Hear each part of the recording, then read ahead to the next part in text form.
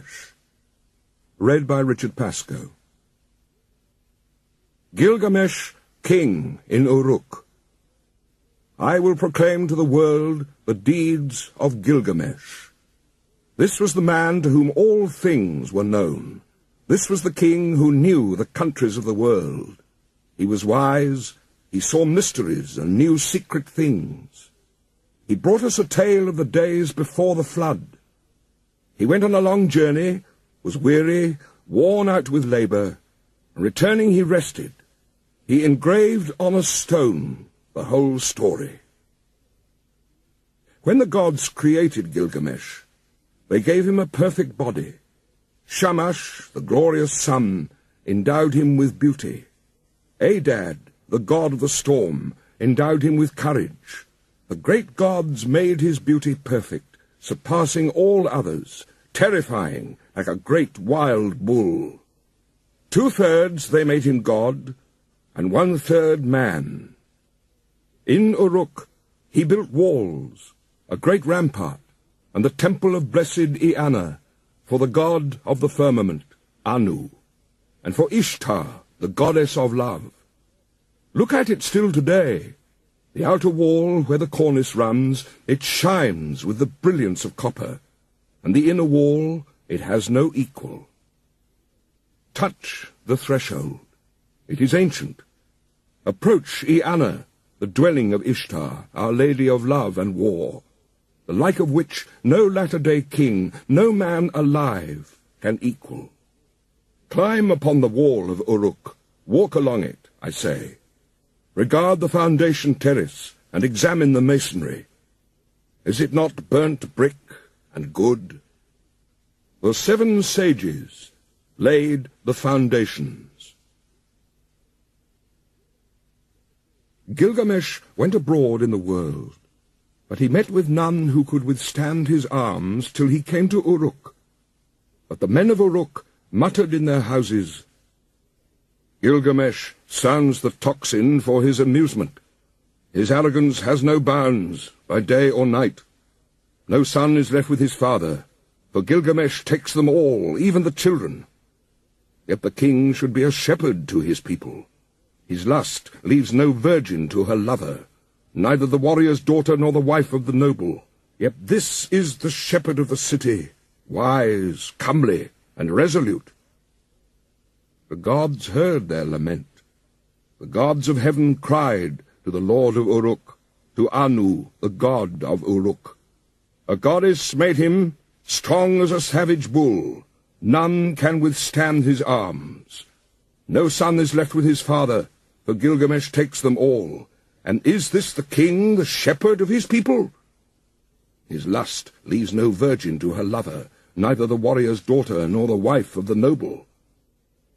When Anu had heard their lamentation, the gods cried to Aruru, the goddess of creation, You made him, O Aruru, now create his equal. Let it be as like him as his own reflection, his second self, stormy heart for stormy heart.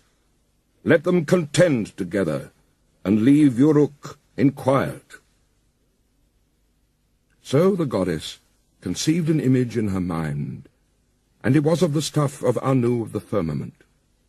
She dipped her hands in water, and pinched off clay. She let it fall in the wilderness, and noble Enkido was created. There was virtue in him of the god of war, of Ninurta himself. His body was rough. He had long hair like a woman's. It waved like the hair of Nisaba, the goddess of corn.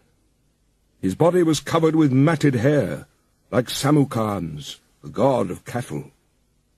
He was innocent of mankind. He knew nothing of the cultivated land. Enkido ate grass in the hills with the gazelle, and lurked with wild beasts at the water-holes. He had joy of the water with the herds of wild game. But there was a trapper who met him one day face to face at the drinking-hole, for the wild game had entered his territory.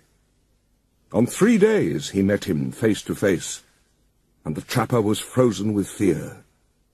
He went back to his house with the game that he had caught, and he was dumb. benumbed with terror.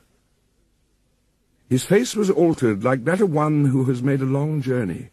With awe in his heart he spoke to his father, "Father, there is a man unlike any other, who comes down from the hills. He is the strongest in the world. He is like an immortal from heaven. He ranges over the hills with wild beasts and eats grass. He ranges through your land and comes down to the wells. I am afraid and dare not go near him. He fills in the pits which I dig, and tears up my traps set for the game. He helps the beasts to escape, and now they slip through my fingers." His father opened his mouth and said to the trapper, "My son, in Uruk lives Gilgamesh. No one has ever prevailed against him. He is strong as a star from heaven. Go to Uruk, find Gilgamesh, extol the strength of this wild man. Ask him to give you a harlot, a wanton from the temple of love. Return with her, and let her woman's power overpower this man. When next he comes down to drink at the wells, she will be there, stripped naked, and when he sees her beckoning, he will embrace her, and then the wild beasts will reject him." So the trapper set out on his journey to Uruk, and addressed himself to Gilgamesh, saying, "A man unlike any other is roaming now in the pastures. He is as strong as a star from heaven, and I am afraid to approach him. He helps the wild game to escape.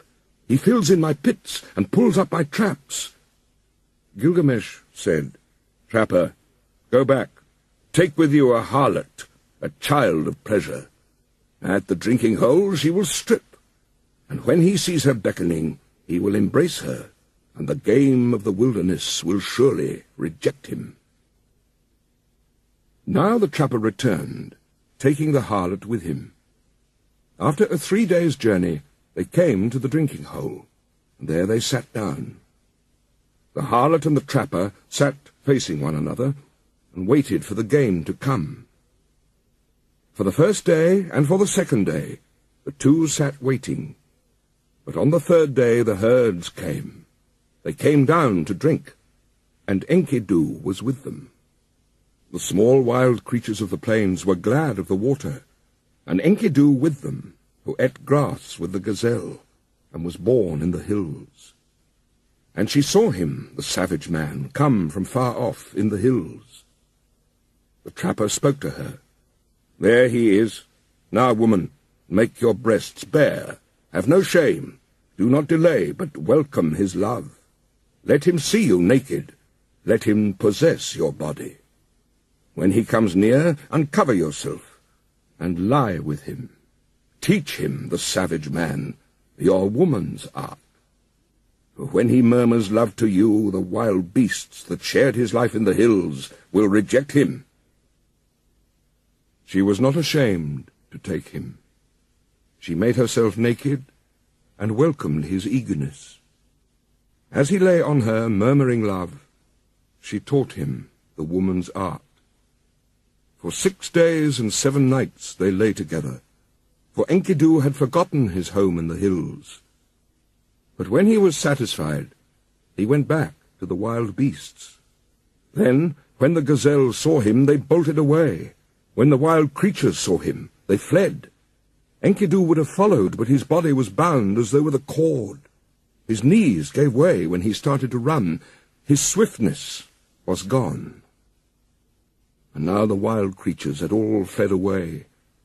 Enkidu was grown weak, for wisdom was in him, and the thoughts of a man were in his heart. So he returned, and sat down at the woman's feet, and listened intently to what she said. "You are wise, Enkidu, and now you have become like a god. Why do you want to run wild with the beasts of the hills? Come with me. I will take you to strong-walled Uruk, to the blessed temple of Ishtar, and of Anu, of love, and of heaven. There Gilgamesh lives, who is very strong, and like a wild bull he lords it over men." When she had spoken, Enkidu was pleased. He longed for a comrade, for one who would understand his heart. "Come, woman, and take me to that holy temple, to the house of Anu and of Ishtar, and to the place where Gilgamesh lords it over the people. I will challenge him boldly. I will cry out aloud in Uruk, 'I am the strongest here. I have come to change the old order. I am he who was born in the hills. I am he who is strongest of all.'" She said, "Let us go, and let him see your face. I know very well where Gilgamesh is in great Uruk." "Oh, Enkidu, there all the people are dressed in their gorgeous robes. Every day is holiday. The young men and the girls are wonderful to see. How sweet they smell. All the great ones are roused from their beds. Oh, Enkidu, you who love life, I will show you Gilgamesh, a man of many moods. You shall look at him well in his radiant manhood. His body is perfect in strength and maturity. He never rests by night or day. He is stronger than you, so leave your boasting. Shamash, the glorious sun, has given favors to Gilgamesh, and Anu of the heavens, and Enlil, and Ea, the wise, has given him deep understanding, I tell you. Even before you have left the wilderness, Gilgamesh will know in his dreams that you are coming." Now Gilgamesh got up to tell his dream to his mother, Ninsun, one of the wise gods. "Mother, last night I had a dream. I was full of joy. The young heroes were round me, and I walked through the night under the stars of the firmament, and one, a meteor of the stuff of Anu, fell down from heaven. I tried to lift it, but it proved too heavy. All the people of Uruk came round to see it. The common people jostled, and the nobles thronged to kiss its feet.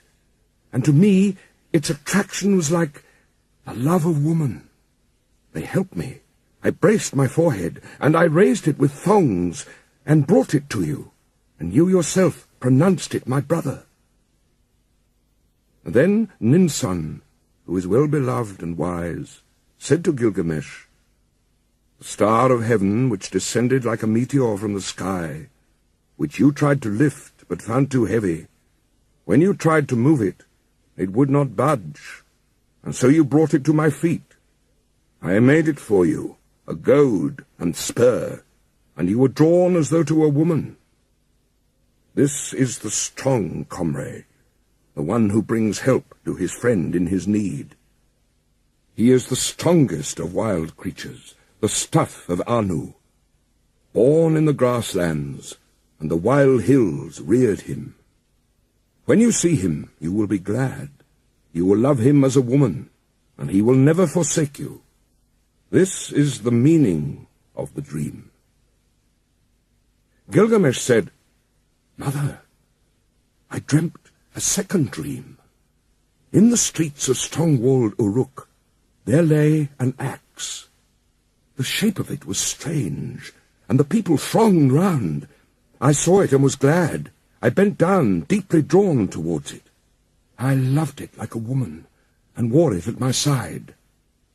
Ninsun answered, "That axe which you saw, which drew you so powerfully like love of a woman, that is the comrade whom I give you, and he will come in his strength like one of the host of heaven.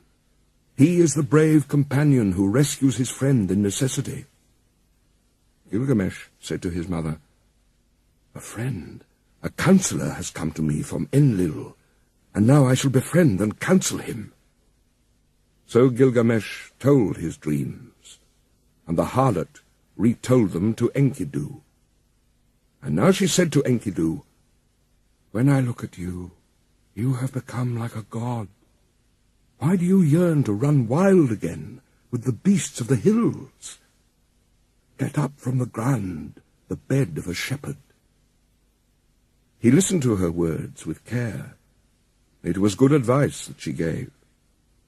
She divided her clothing in two, and with the one half she clothed him, and with the other herself, and holding his hand she led him like a child to the sheepfolds, into the shepherds' tents.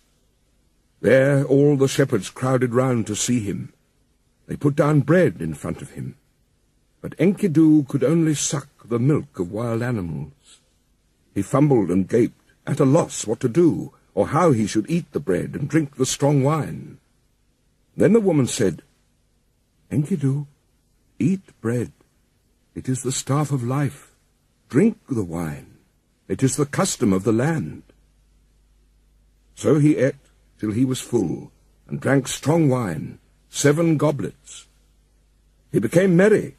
His heart exulted, and his face shone. He rubbed down the matted hair of his body, and anointed himself with oil.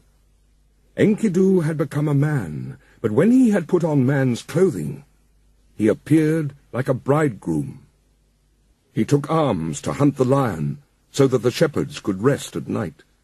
He caught wolves and lions, and the herdsmen lay down in peace, for Enkidu was their watchman, that strong man who had no rival. He was merry, living with the shepherds, till one day, lifting his eyes, he saw a man approaching. He said to the harlot, "Woman, fetch that man here. Why has he come? I wish to know his name." She went and called the man, saying, "Sir, where are you going on this weary journey?" The man answered, saying to Enkidu, "Gilgamesh has gone into the marriage house and shut out the people. He does strange things in Uruk, the city of great streets. At the roll of the drum, work begins for the men and work for the women. Gilgamesh the king is about to celebrate marriage with the queen of love, and he still demands to be first with the bride, the king to be first, and the husband to follow, for that was ordained by the gods from his birth, from the time the umbilical cord was cut. But now the drums roll for the choice of the bride, and the city groans." At these words, Enkidu turned white in the face. "I will go to the place where Gilgamesh lords it over the people. I will challenge him boldly, and I will cry aloud in Uruk, 'I have come to change the old order, for I am the strongest here.'"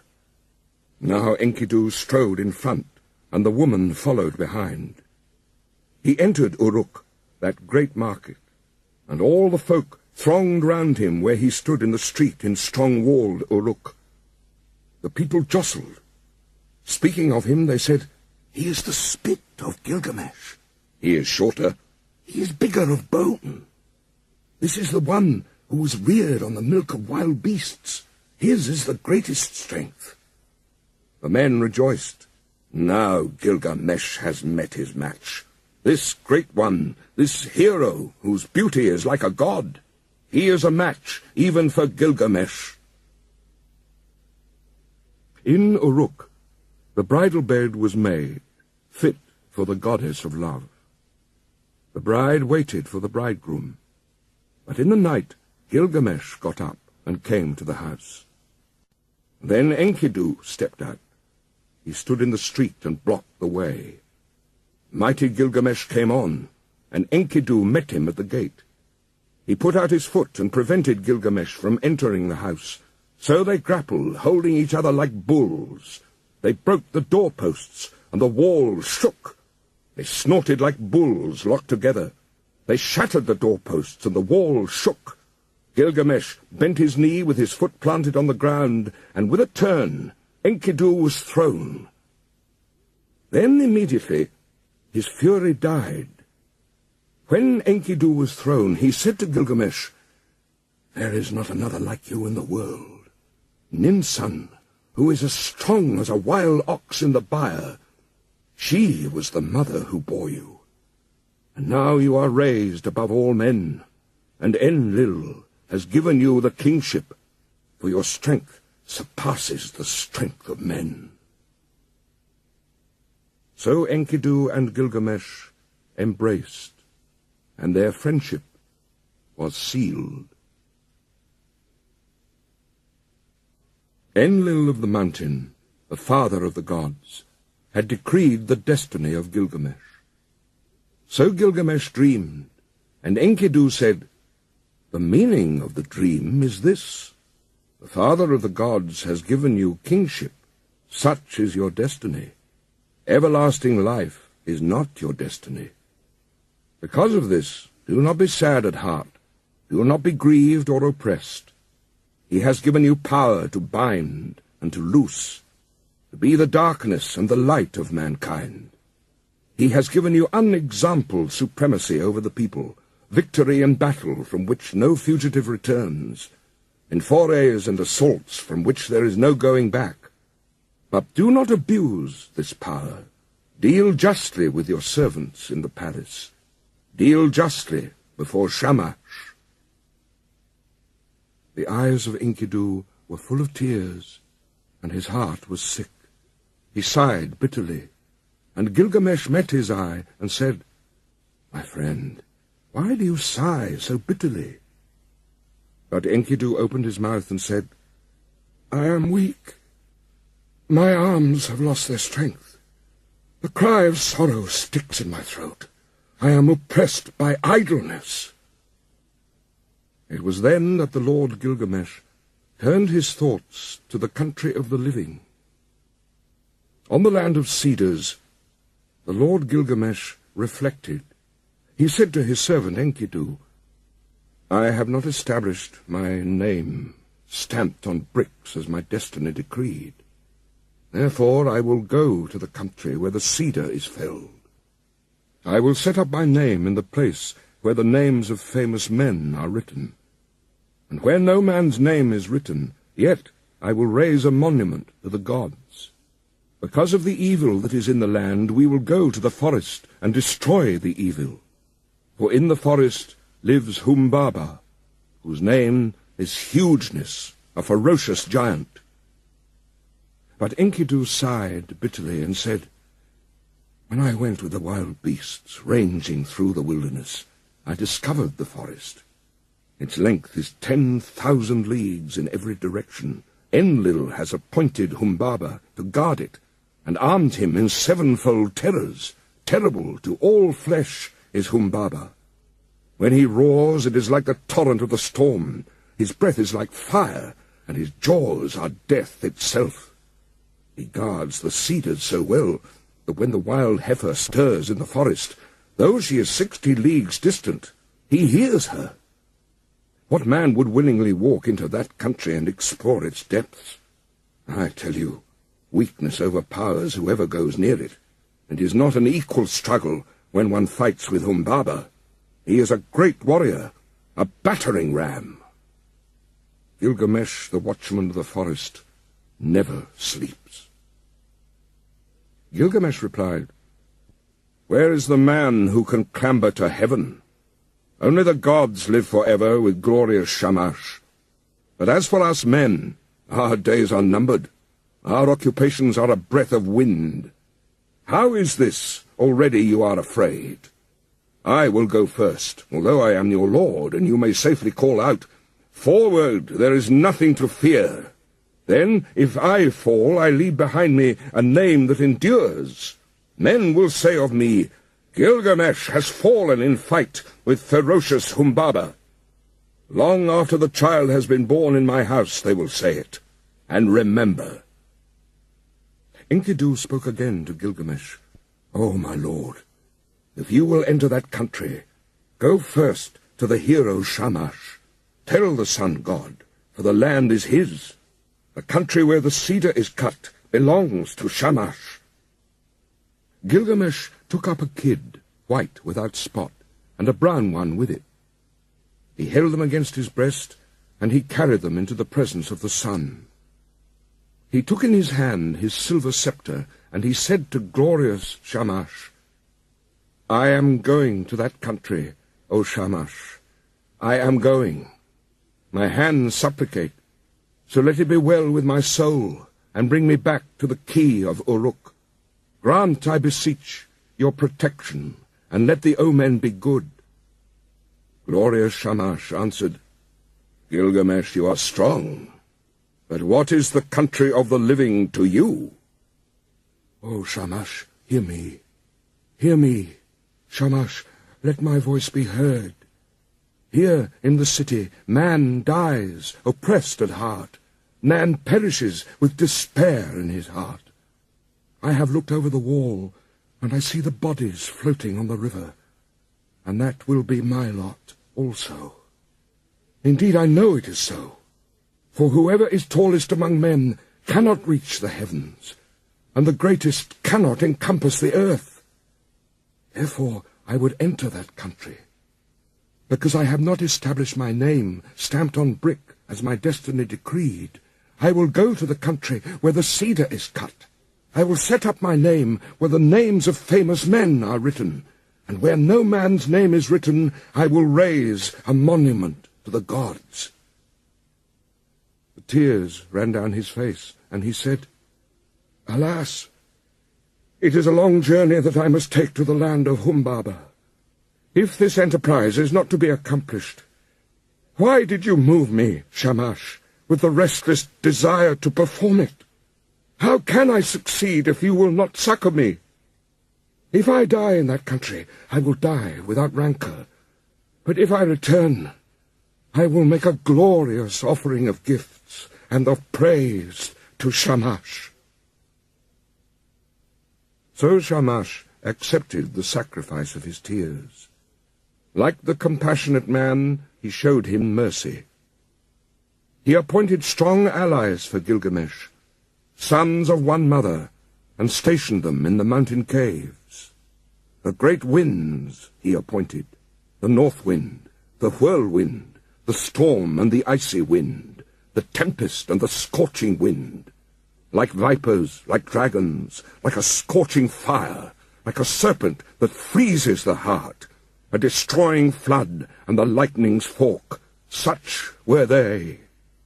And Gilgamesh rejoiced. He went to the forge and said, "I will give orders to the armourers. They shall cast us our weapons while we watch them." So they gave orders to the armourers, and the craftsmen sat down in conference. They went into the groves of the plain and cut willow and boxwood.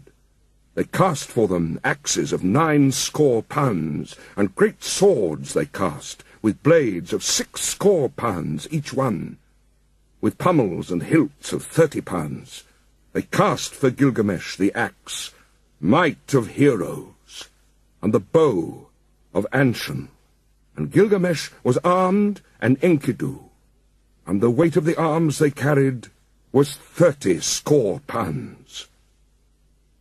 The people collected, and the councillors in the streets and in the marketplace of Uruk. They came through the gate of 7 bolts, and Gilgamesh spoke to them in the marketplace.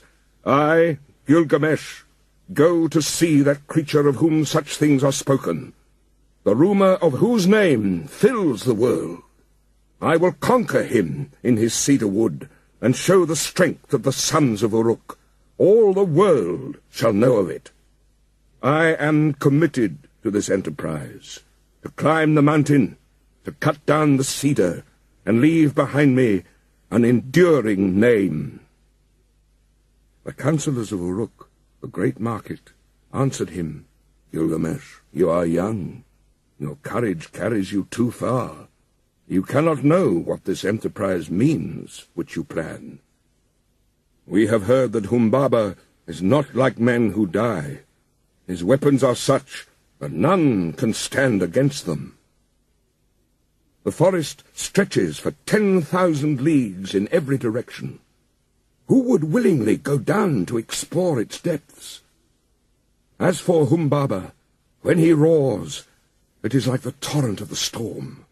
His breath is like fire, and his jaws are death itself.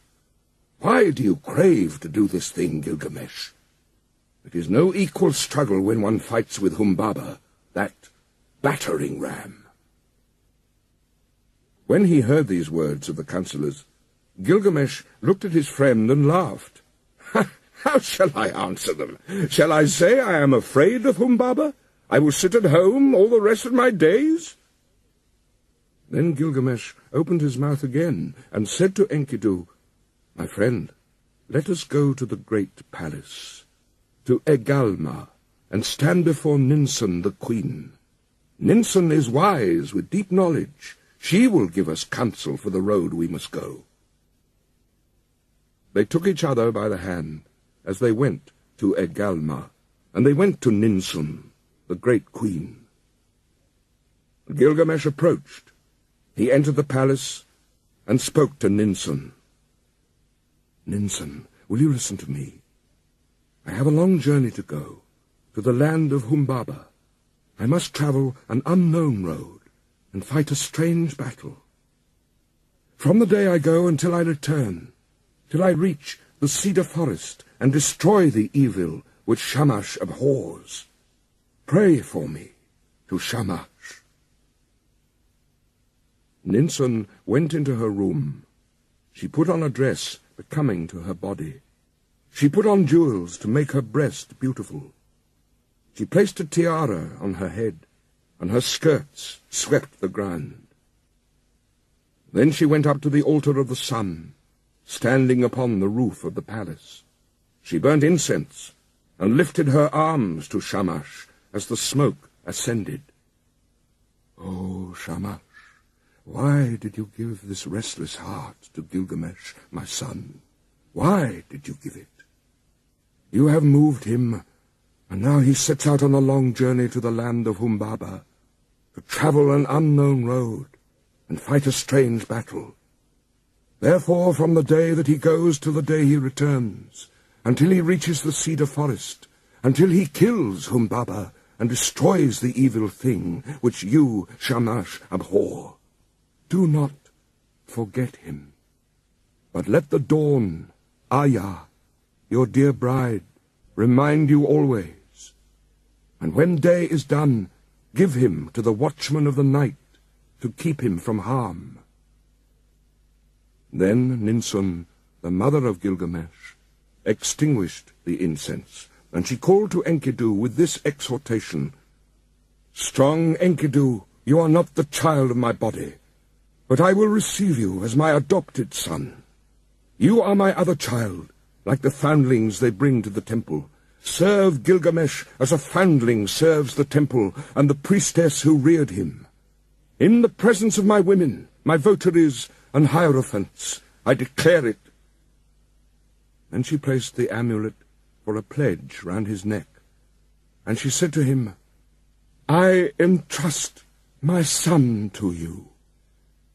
Bring him back to me safely." And now they brought to them the weapons. They put in their hands the great swords in their golden scabbards, and the bow and the quiver. Gilgamesh took the axe. He slung the quiver from his shoulder, and the bow of Anshun, and buckled the sword to his belt. And so they were armed and ready for the journey. Now all the people came and pressed on them and said, "When will you return to the city?" The councillors blessed Gilgamesh and warned him, "Do not trust too much in your own strength. Be watchful. Restrain your blows at first. The one who goes in front protects his companion. The good guide who knows the way guards his friend. Let Enkidu lead the way. He knows the road to the forest. He has seen Humbaba and is experienced in battles. Let him press first into the passes. Let him be watchful and look to himself. Let Enkidu protect his friend and guard his companion and bring him safe through the pitfalls of the road. We, the councillors of Uruk, entrust our king to you, O Enkidu. Bring him back safely to us." Again to Gilgamesh they said, "May Shamash give you your heart's desire.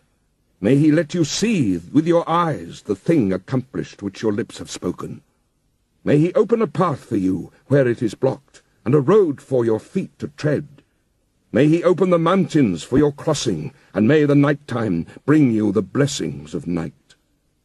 And Lugalbanda, your guardian god, stand beside you for victory. May you have victory in the battle, as though you fought with a child. Wash your feet in the river of Humbaba, to which you are journeying.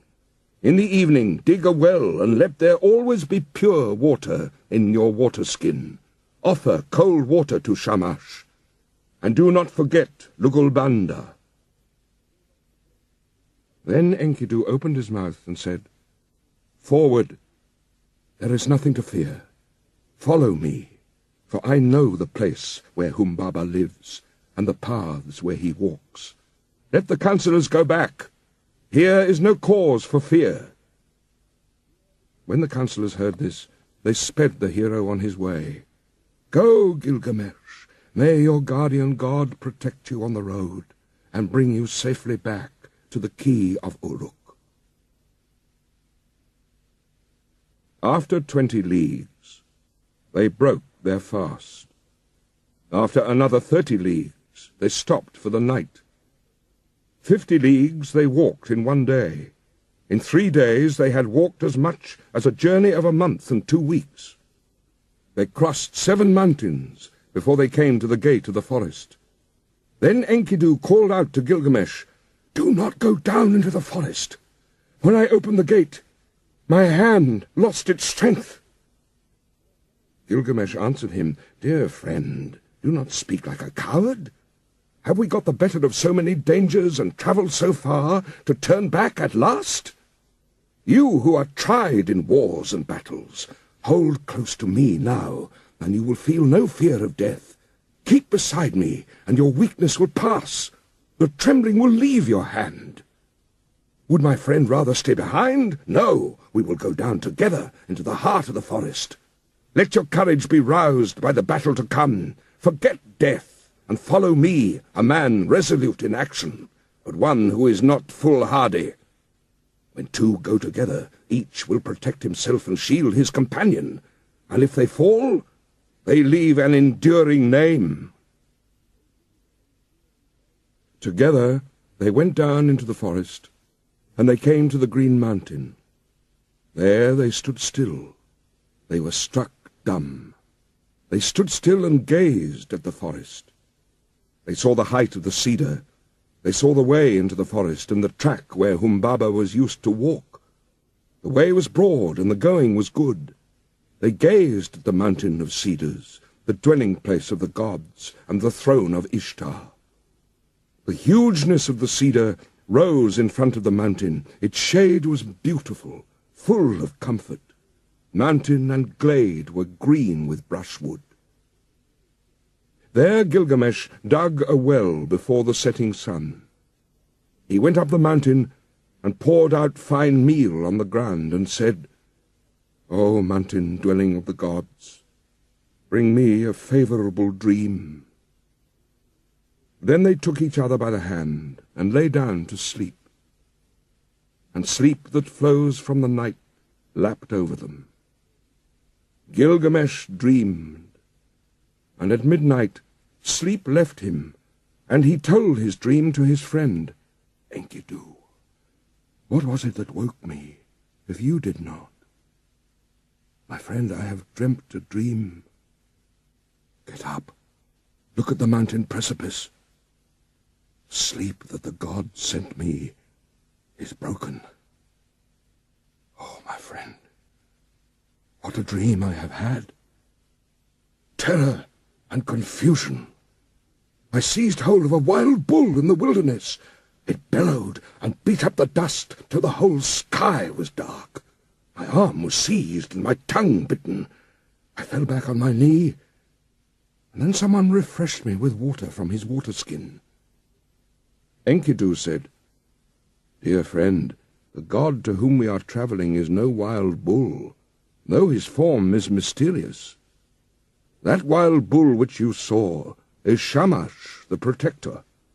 In our moment of peril, he will take our hands. The one who gave water from his water-skin, that is your own god, who cares for your good name, your Lugulbanda. United with him, together we will accomplish a work, the fame of which will never die." Gilgamesh said, "I dreamed again. We stood in a deep gorge of the mountain, and beside it we two were like the smallest of swamp flies. And suddenly the mountain fell. It struck me and caught my feet from under me. Then came an intolerable light blazing out, and in it was one whose grace and whose beauty were greater than the beauty of this world. He pulled me out from under the mountain. He gave me water to drink, and my heart was comforted, and he set my feet on the ground. Then Enkidu, the child of the plains, said, "Let us go down from the mountain, and talk this thing over together." He said to Gilgamesh, the young god, "Your dream is good. Your dream is excellent. The mountain which you saw is Humbaba. Now surely we will seize and kill him, and throw his body down as the mountain fell on the plain." The next day, after 20 leagues, they broke their fast, and after another 30 they stopped for the night. They dug a well before the sun had set, and Gilgamesh ascended the mountain. He poured out fine meal on the ground and said, "O mountain dwelling of the gods, send a dream for Enkidu. Make him a favorable dream." The mountain fashioned a dream for Enkidu. It came an ominous dream. A cold shower passed over him. It caused him to cower like the mountain barley under a storm of rain. But Gilgamesh sat with his chin on his knees, till the sleep which flows over all mankind lapped over him. Then at midnight sleep left him. He got up and said to his friend, "Did you call me? Or why did I wake? Did you touch me? Or why am I terrified? Did not some god pass by? For my limbs are numb with fear." "My friend, I saw a third dream, and this dream was altogether frightful. The heavens roared, and the earth roared again. Daylight failed, and darkness fell. Lightnings flashed, fire blazed out. The clouds lowered, they rained down death. And then the brightness departed, the fire went out, and all was turned to ashes fallen about us. Let us go down from the mountain and talk this over, and consider what we should do." When they had come down from the mountain, Gilgamesh seized the axe in his hand. He felled the cedar. When Humbaba heard the noise far off, he was enraged. He cried out, "Who is this that has violated my woods, cut down my cedar?" But glorious Shamash called to them out of heaven, "Go forward, do not be afraid." But now Gilgamesh was overcome by weakness, for sleep had seized him suddenly. A profound sleep held him. He lay on the ground, stretched out, speechless, as though in a dream. When Enkidu touched him, he did not rise. When he spoke to him, he did not reply. "O Gilgamesh, lord of the plain of Kulab, the world grows dark. The shadows have spread over it. Now is the glimmer of dusk. Shamash has departed. His bright head is quenched in the bosom of his mother, Ningal. O Gilgamesh, how long will you lie like this, asleep? Never let the mother who gave you birth be forced in mourning into the city square." At length Gilgamesh heard him. He put on his breastplate. The voice of heroes, of 30 shekels weight. He put it on as though it had been a light garment that he carried, and it covered him altogether. He straddled the earth like a bull that snuffs the ground, and his teeth were clenched.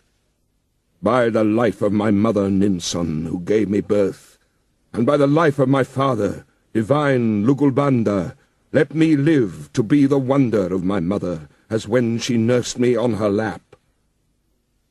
A second time he said to him, "By the life of Ninsun, my mother who gave me birth, and by the life of my father, divine Lugulbanda, until we have fought this man, if man he is, this God, if God he is, The way that I took to the country of the living will not turn back to the city."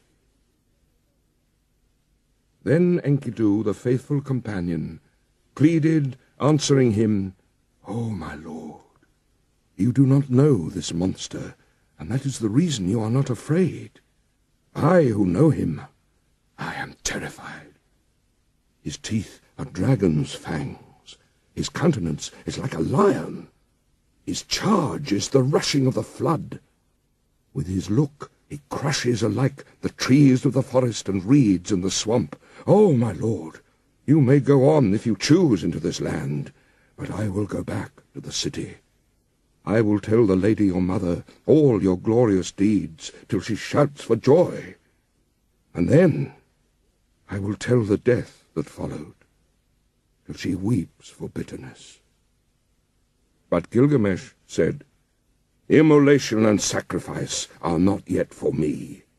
The boat of the dead shall not go down, nor the 3-ply cloth be cut for my shrouding. Not yet will my people be desolate, nor the pyre be lit in my house, and my dwelling burnt on the fire. Today give me your aid, and you shall have mine. What then can go amiss with us two? All living creatures born of the flesh shall sit at last in the boat of the west, and when it sinks, when the boat of Madgilum sinks, they are gone. But we shall go forward and fix our eyes on this monster. If your heart is fearful, throw away fear. If there is terror in it, throw away terror. Take your axe in your hand and attack. He who leaves the fight unfinished is not at peace." Humbaba came out from his strong house of cedar, and then Enkidu called out, "O Gilgamesh, remember now your boasts in Uruk. Forward! Attack, son of Uruk! There is nothing to fear." When he heard these words, his courage rallied. He answered, "Make haste. Close in. If the watchman is there, do not let him escape to the woods, where he will vanish. He has put on the first of his 7 splendors, but not yet the other 6. Let us trap him before he is armed." Like a raging wild bull, he snuffed the ground. The watchman of the woods turned full of threatenings. He cried out. Humbaba came from his strong house of cedar. He nodded his head and shook it, menacing Gilgamesh. And on him he fastened his eye, the eye of death. And then Gilgamesh called to Shamash, and his tears were flowing. "Oh, glorious Shamash! I have followed the road you commanded, but now, if you send no succor, how shall I escape?" Glorious Shamash heard his prayer, and he summoned the great wind, the north wind, the whirlwind, the storm and the icy wind, the tempest and the scorching wind. They came like dragons, like a scorching fire, like a serpent that freezes the heart, a destroying flood and the lightning's fork. The 8 winds rose up against Humbaba. They beat against his eyes. He was gripped, unable to go forward or back. Gilgamesh shouted, "By the life of Ninsun, my mother, and divine Lugalbanda, my father, in the country of the living, in this land I have discovered your dwelling. My weak arms and my small weapons I have brought to this land against you, and now I will enter your house." So he felled the first cedar, and they cut the branches and laid them at the foot of the mountain. At the first stroke Humbaba blazed out, but still they advanced. They felled 7 cedars and cut and bound the branches and laid them at the foot of the mountain, and 7 times Humbaba loosed his glory on them. As the 7th blaze died out, they reached his lair. He slapped his thigh in scorn. He approached like a noble wild bull roped on the mountain, a warrior whose elbows are bound together.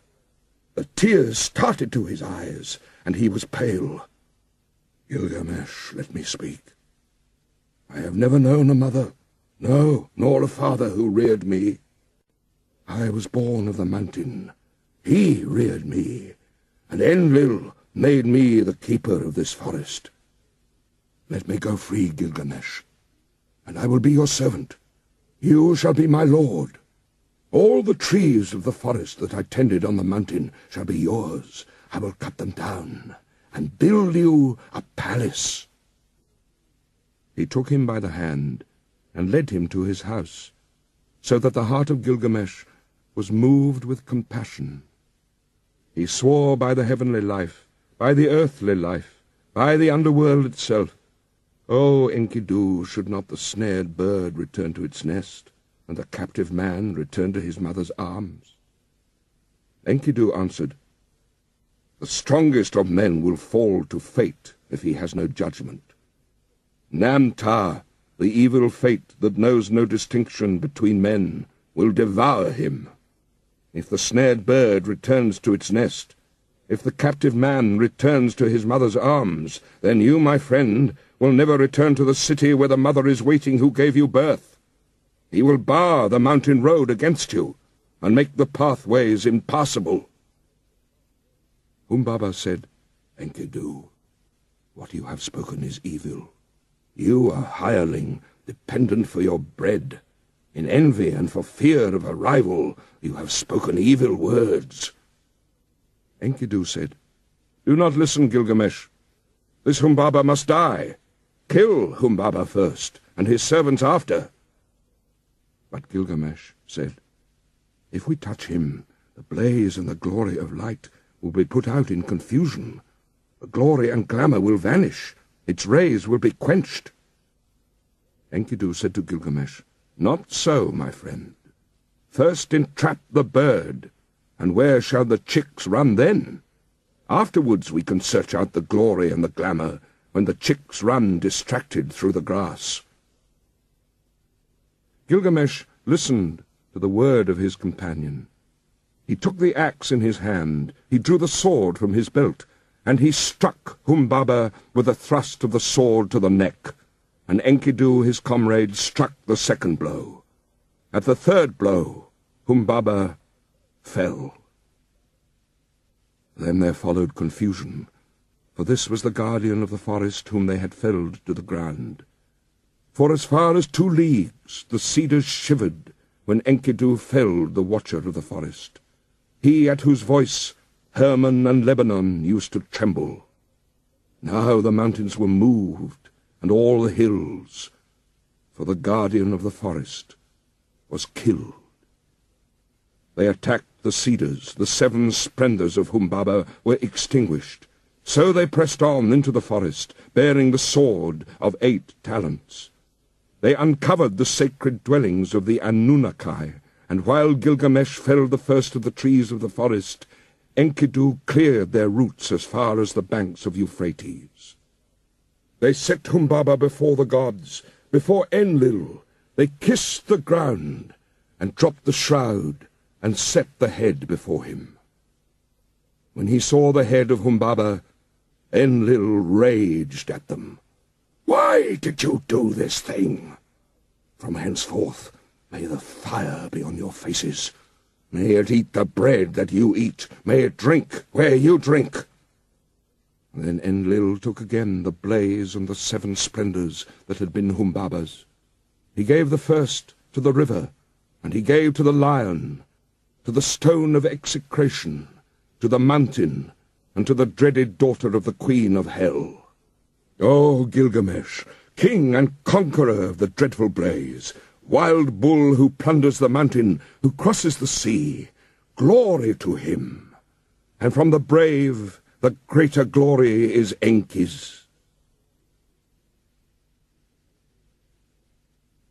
Gilgamesh washed out his long locks and cleaned his weapons. He flung back his hair from his shoulders. He threw off his stained clothes and changed them for new. He put on his royal robes and made them fast. When Gilgamesh had put on the crown, glorious Ishtar lifted her eyes, seeing the beauty of Gilgamesh. She said, "Come to me, Gilgamesh, and be my bridegroom. Grant me seed of your body. Let me be your bride, and you shall be my husband. I will harness for you a chariot of lapis lazuli and of gold, with wheels of gold and horns of copper. And you shall have mighty demons of the storm for draught mules. When you enter our house in the fragrance of cedar wood, threshold and throne will kiss your feet. Kings, rulers, and princes will bow down before you. They shall bring you tribute from the mountains and the plain. Your ewes shall drop twins, and your goats triplets. Your pack-ass shall outrun mules. Your oxen shall have no rivals. Your chariot horses shall be famous far off for their swiftness. Gilgamesh opened his mouth and answered glorious Ishtar, "If I take you in marriage, what gifts can I give in return? What ointments and clothing for your body? I would gladly give you bread, and all sorts of food fit for a god. I would give you wine to drink, fit for a queen. I would pour out barley to stuff your granary.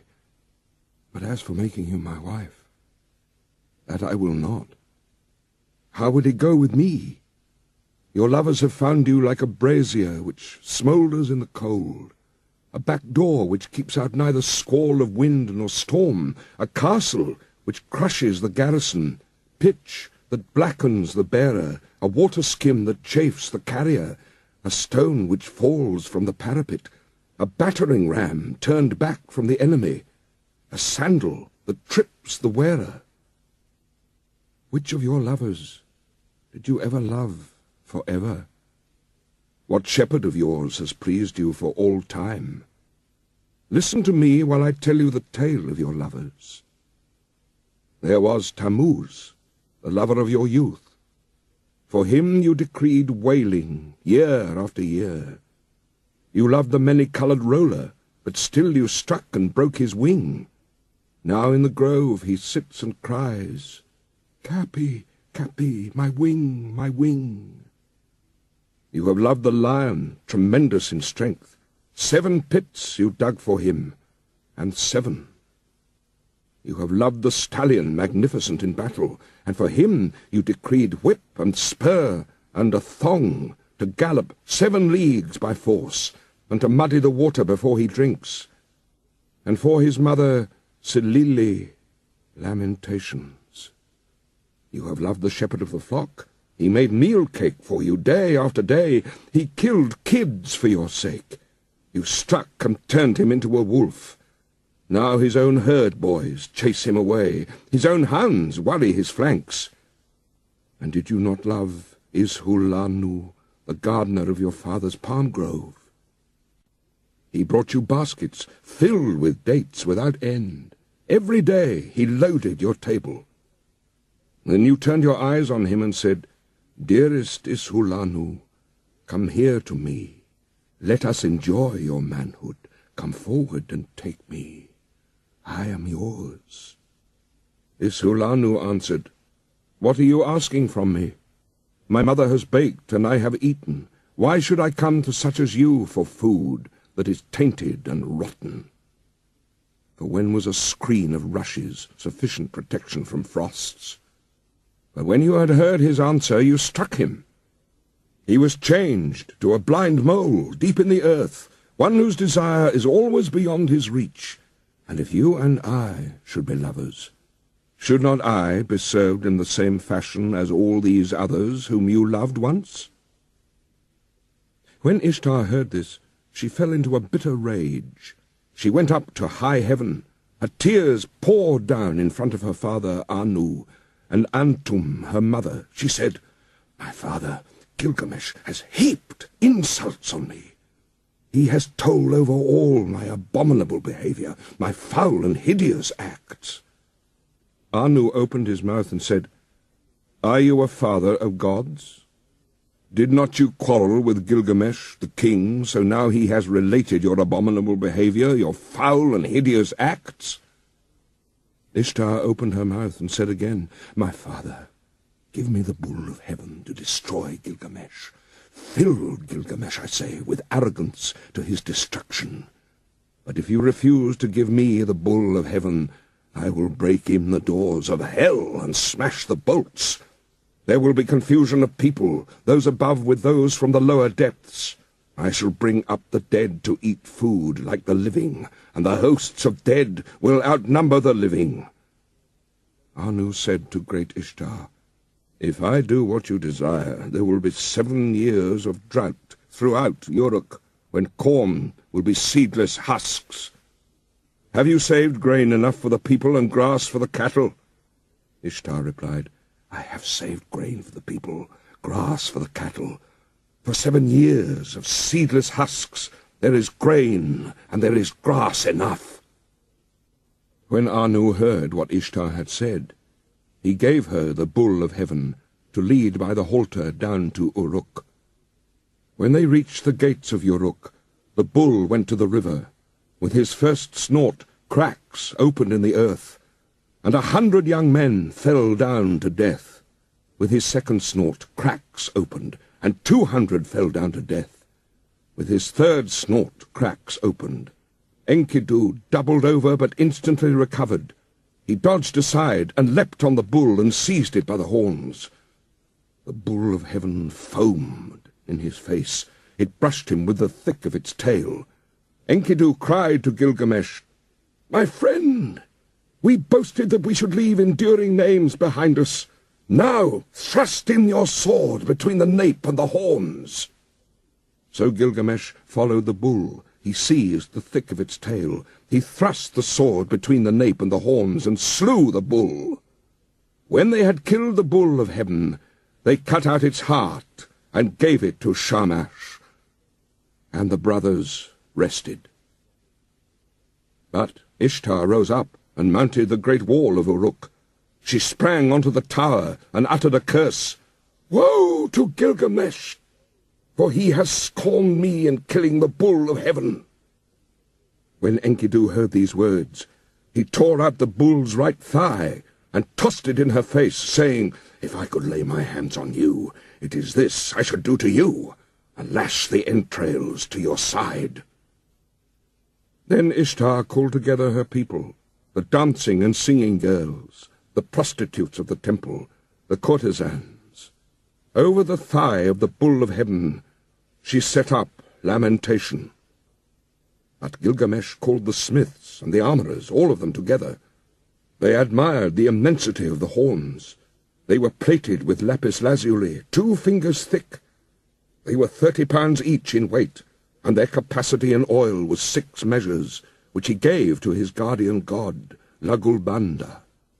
But he carried the horns into the palace and hung them on the wall. Then they washed their hands in Euphrates. They embraced each other and went away. They drove through the streets of Uruk, where the heroes were gathered to see them, and Gilgamesh called to the singing girls, Who is the most glorious of the heroes? Who is most eminent among men? Gilgamesh is the most glorious of heroes. Gilgamesh is most eminent among men. And now there was feasting and celebrations and joy in the palace, till the heroes lay down, saying, Now we will rest for the night. When the daylight came, Enkidu got up and cried to Gilgamesh, Oh, my brother, such a dream I had last night. Anu, Enlil, Ea, and heavenly Shamash took counsel together, and Anu said to Enlil, Because they have killed the bull of heaven, and because they have killed Humbaba, who guarded the cedar mountain, one of the 2 must die. And then glorious Shamash answered the hero Enlil, It was by your command they killed the bull of heaven, and killed Humbaba, and must Enkidu die, although innocent? Enlil flung round in rage at glorious Shamash. You dare to say this? You who went about with them every day like one of themselves? So Enkidu lay stretched out before Gilgamesh. His tears ran down in streams, and he said to Gilgamesh, Oh, my brother, so dear as you are to me, Brother, yet they will take me from you. Again he said, I must sit down on the threshold of the dead, and never again will I see my dear brother with my eyes. While Enkidu lay alone in his sickness, he cursed the gate as though it was living flesh. You there, wood of the gate, dull and insensible, witless, I searched for you over 20 leagues until I saw the towering cedar. There is no wood like you in our land, 72 cubits high and 24 wide. The pivot and the ferrule and the jambs are perfect. A master craftsman from Nippur has made you. But oh, if I had known the conclusion, if I had known that this was all the good that would come of it, I would have raised the axe and split you into little pieces, and set up here a gate of wattle instead. Ah, if only some future king had brought you here, or some god had fashioned you. Let him obliterate my name and write his own, and the curse fall on him instead of on Enkidu. With the first brightening of dawn, Enkidu raised his head and wept before the sun god.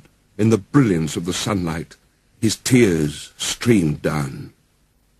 Sun god, I beseech you, about that vile trapper, that trapper of nothing, because of whom I was to catch less than my comrade. Let him catch least. Make his game scarce. Make him feeble, taking the smaller of every share.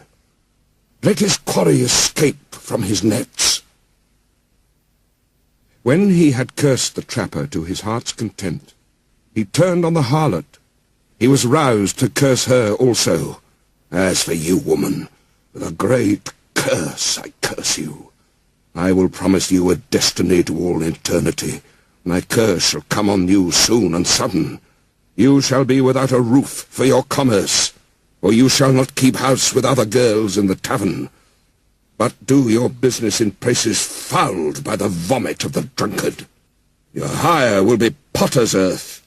Your thievings will be flung into the hovel.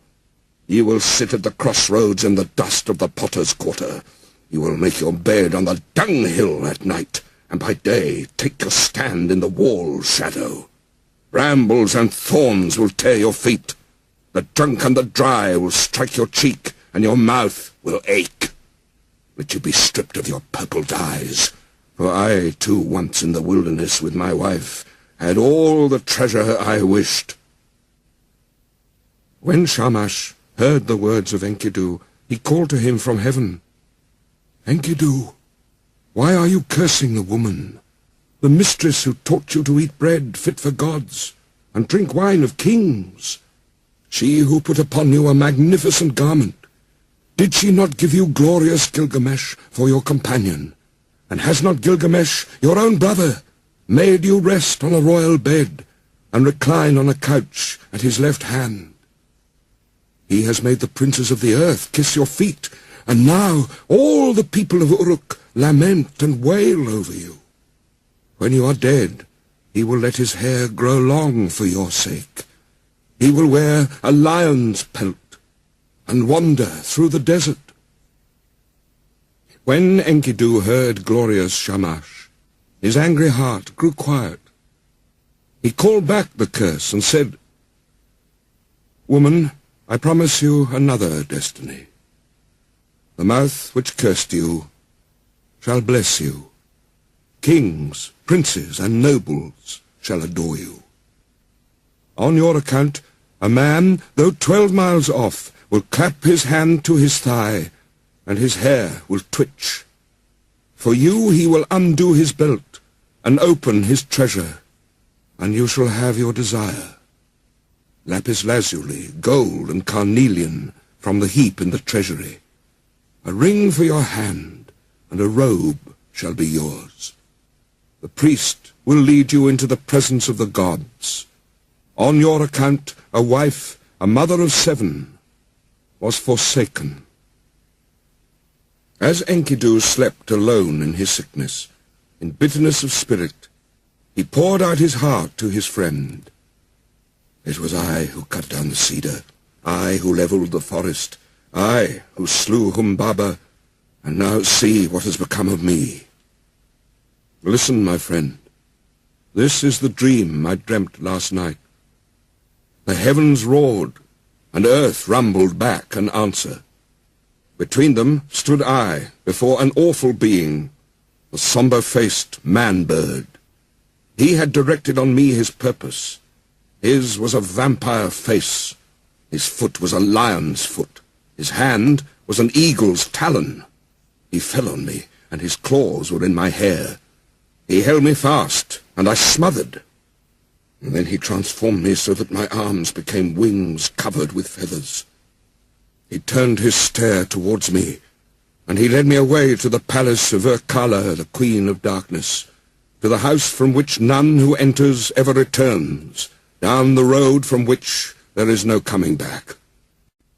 There is the house whose people sit in darkness. Dust is their food, and clay their meat.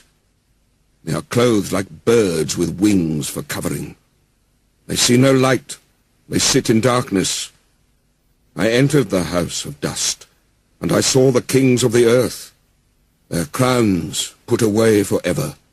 Rulers and princes, all those who once wore kingly crowns and ruled the world in the days of old. They who had stood in the place of the gods, like Anu and Enlil, stood now like servants to fetch baked meats in the house of dust, to carry cooked meat and cold water from the waterskin. In the house of dust which I entered were high priests and acolytes, priests of the incantation and of ecstasy. There were servers of the temple, and there was Etana, that king of Kish, whom the eagle carried to heaven in the days of old. I saw also Samukan, god of cattle, and there was Erish-Kigal, the queen of the underworld, and Belit-Sheri squatted in front of her, she who is recorder of the gods and keeps the book of death. She held a tablet from which she read. She raised her head, she saw me, and spoke. "Who has brought this one here?" Then I awoke, like a man drained of blood, who wanders alone in a waste of rushes, like one whom the bailiff has seized, and his heart pounds with terror. Gilgamesh had peeled off his clothes. He listened to his words, and wept quick tears. Gilgamesh listened, and his tears flowed. He opened his mouth and spoke to Enkido. "Who is there in strong-walled Uruk who has wisdom like this? Strange things have been spoken. Why does your heart speak strangely? The dream was marvelous, but the terror was great. We must treasure the dream, whatever the terror. For the dream has shown that misery comes at last to the healthy man. The end of life is sorrow." And Gilgamesh lamented, "Now I will pray to the great gods, for my friend had an ominous dream." This day on which Enkidu dreamed came to an end, and he lay stricken with sickness. One whole day he lay on his bed, and his suffering increased. He said to Gilgamesh, the friend on whose account he had left the wilderness, "Once I ran for you, for the water of life, and I now have nothing." A second day he lay on his bed, and Gilgamesh watched over him, but the sickness increased. A third day he lay on his bed. He called out to Gilgamesh, rousing him up. Now he was weak, and his eyes were blind with weeping. 10 days he lay, and his suffering increased. 11 and 12 days he lay on his bed of pain. Then he called to Gilgamesh, "My friend, the great goddess cursed me, and I must die in shame. I shall not die like a man fallen in battle. I feared to fall, but happy is the man who falls in the battle. for I must die in shame." And Gilgamesh wept over Enkidu. With the first light of dawn, he raised his voice and said to the councillors of Uruk, "Hear me, great ones of Uruk. I weep for Enkidu, my friend.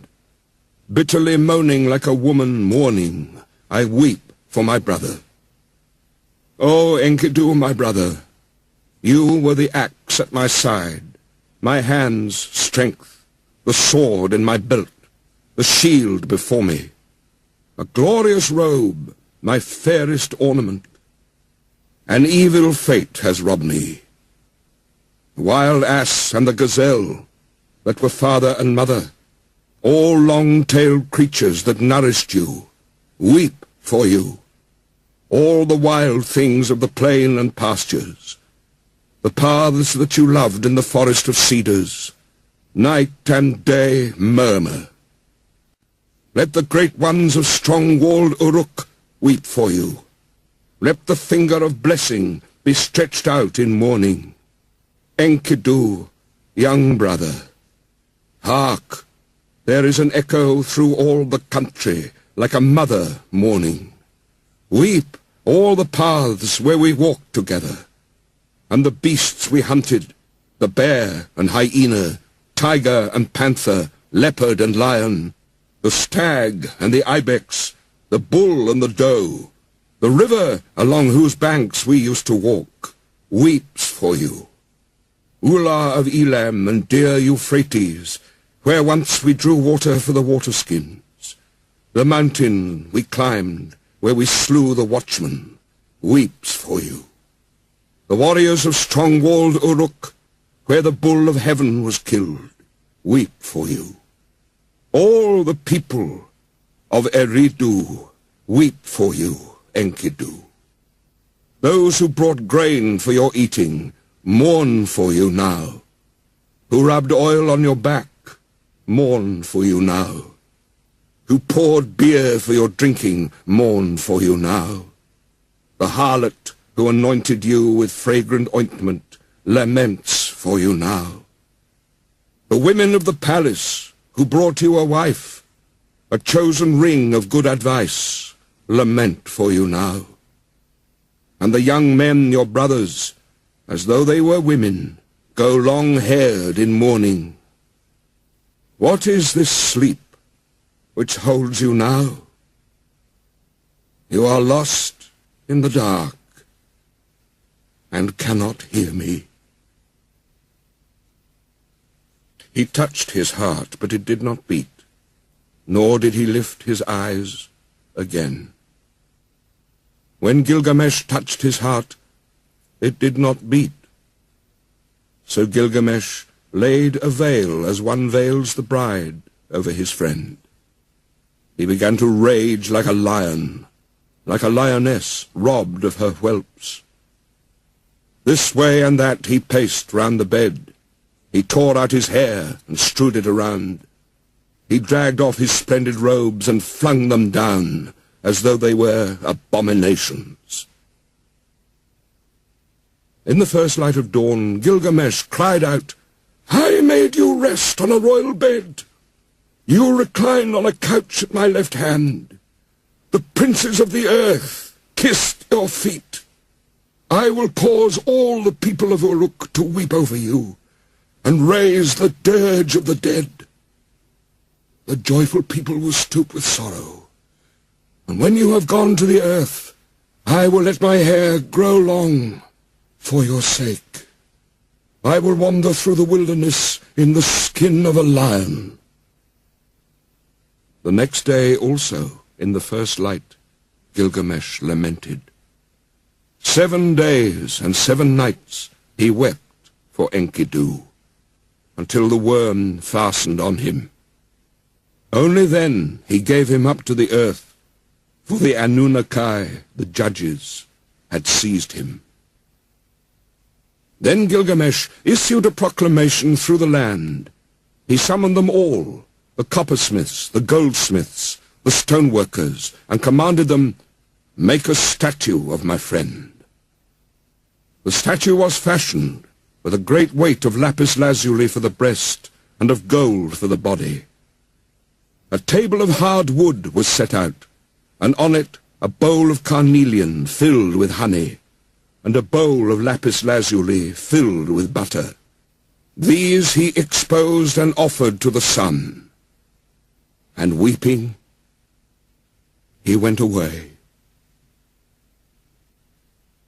Bitterly Gilgamesh wept for his friend Enkidu. He wandered over the wilderness as a hunter.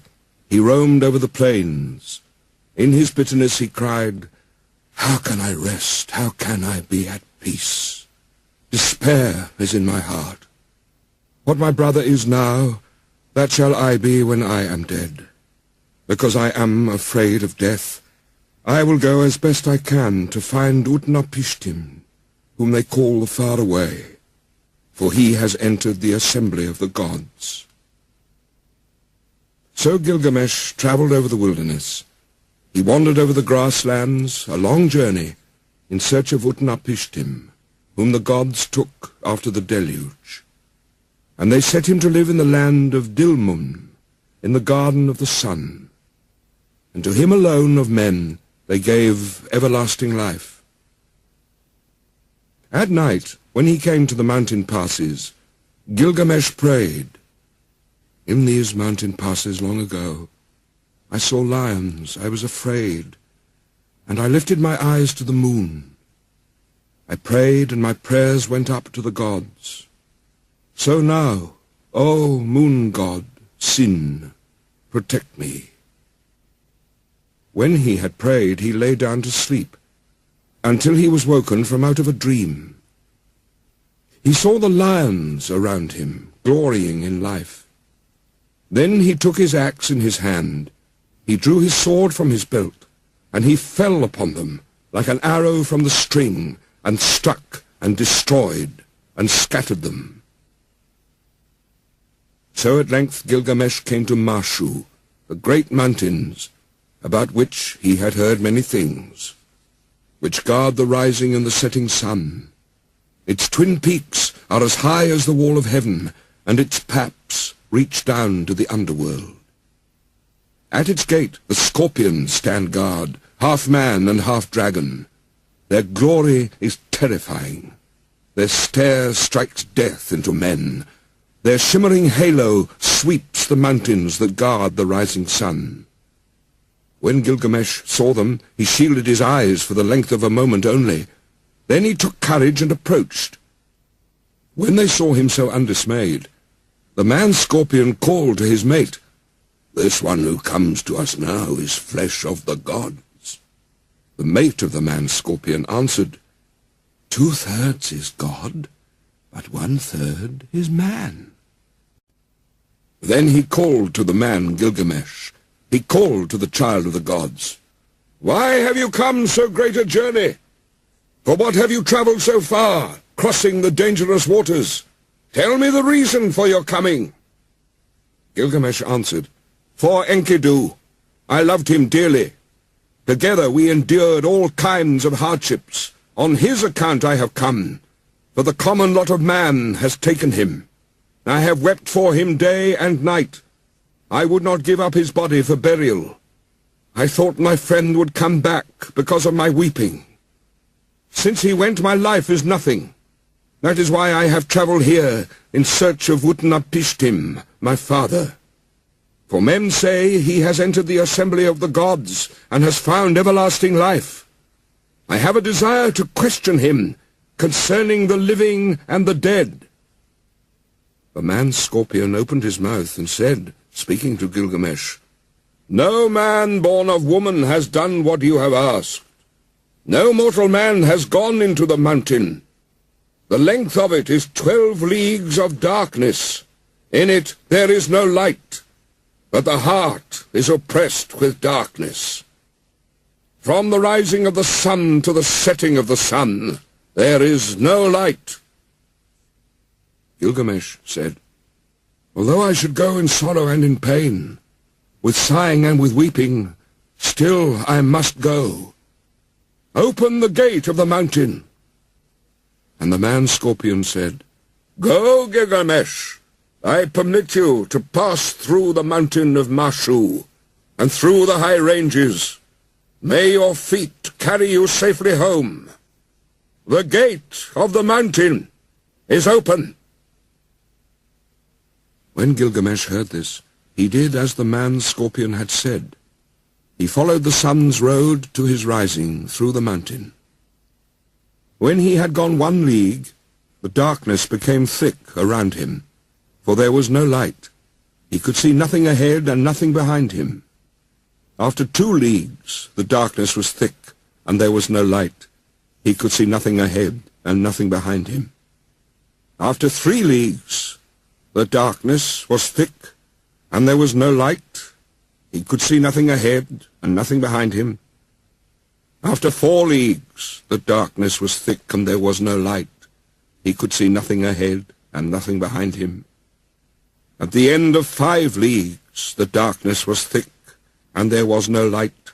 He could see nothing ahead and nothing behind him.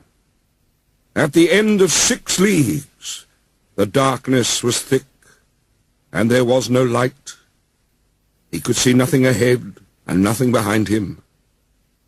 When he had gone 7 leagues, the darkness was thick, and there was no light. He could see nothing ahead and nothing behind him. When he had gone 8 leagues, Gilgamesh gave a great cry, for the darkness was thick, and he could see nothing ahead and nothing behind him. After 9 leagues, he felt the north wind on his face, but the darkness was thick, and there was no light. He could see nothing ahead and nothing behind him. After 10 leagues, the end was near. After 11 leagues, the dawn light appeared. At the end of 12 leagues, the sun streamed out. There was the garden of the gods. All round him stood bushes bearing gems. Seeing it, he went down at once, for there was fruit of carnelian, with the vine hanging from it, beautiful to look at. Lapis lazuli leaves hung thick with fruit, sweet to see. For thorns and thistles there were hematite and rare stones, agate and pearls from out of the sea. While Gilgamesh walked in the garden by the edge of the sea, Shamash saw him, and he saw that he was dressed in the skins of animals and ate their flesh. He was distressed, and he spoke and said, "No mortal man has gone this way before, nor will, as long as the winds drive over the sea." And to Gilgamesh he said, "You will never find the life for which you are searching." Gilgamesh said to glorious Shamash, "Now that I have toiled and strayed so far over the wilderness, am I to sleep and let the earth cover my head forever? Let my eyes see the sun until they are dazzled with looking. Although I am no better than a dead man, still let me see the light of the sun." Beside the sea she lives, the woman of the vine, the maker of wine. Siduri sits in the garden at the edge of the sea, with the golden bowl and the golden vats that the gods gave her. She is covered with a veil, and where she sits she sees Gilgamesh coming towards her, wearing skins, the flesh of the gods in his body, but despair in his heart, and his face like the face of one who has made a long journey. She looked, and as she scanned the distance, she said in her own heart, "Surely this is some felon. Where is he going now?" And she barred her gate against him with the crossbar and shot home the bolt. But Gilgamesh, hearing the sound of the bolt, threw up his head and lodged his foot in the gate. He called to her, "Young woman, maker of wine, why do you bolt your door? What did you see that made you bar your gate? I will break in your door and burst in your gate. For I am Gilgamesh, who seized and killed the bull of heaven. I killed the watchman of the cedar forest. I overthrew Humbaba, who lived in the forest, and I killed the lions in the passes of the mountain. Then Siduri said to him, If you are that Gilgamesh who seized and killed the bull of heaven, who killed the watchman of the cedar forest, who overthrew Humbaba that lived in the forest, and killed the lions in the passes of the mountain, why are your cheeks so starved? And why is your face so drawn? Why is despair in your heart, and your face like the face of one who has made a long journey? Yes, why is your face burned from heat and cold? And why do you come here, wandering over the pastures in search of the wind? Gilgamesh answered her, And why should not my cheeks be starved and my face drawn? Despair is in my heart, and my face is the face of one who has made a long journey. It was burned with heat and with cold. Why should I not wander over the pastures in search of the wind? My friend, my younger brother, he who hunted the wild ass of the wilderness and the panther of the plains, my friend, my younger brother, who seized and killed the bull of heaven and overthrew Humbaba in the cedar forest, my friend, who was very dear to me and who endured dangers beside me, Enkido, my brother, whom I loved. The end of mortality has overtaken him. I wept for him 7 days and nights, till the worm fastened on him.